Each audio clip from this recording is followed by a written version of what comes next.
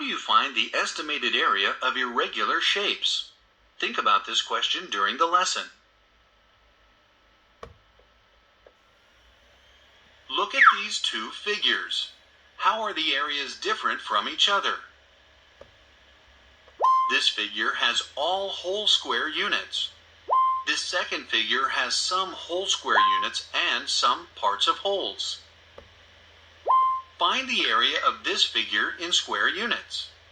Then, estimate the area of this second figure in square units.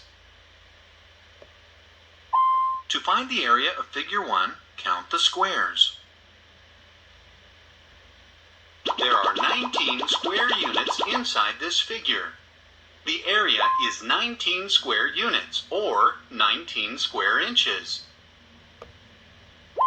Why are you using square inches to describe the area of this figure?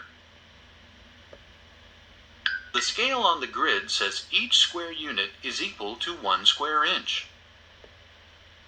How do you think you can estimate the area of this figure?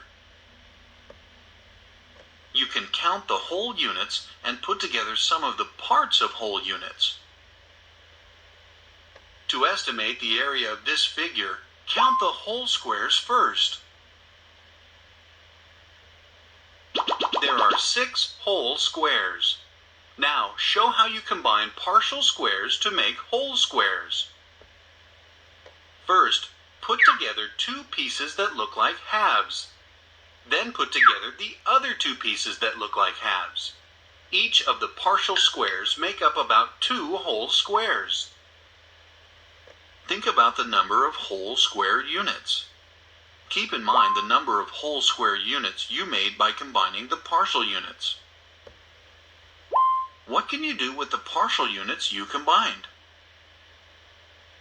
Add the number of whole square units with the number of square units you made when you combined the partial squares. The area of figure 2 is about 8 square units.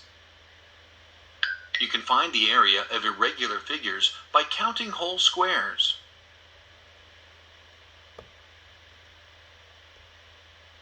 You can also estimate the area of irregular figures by combining partial units to make whole square units.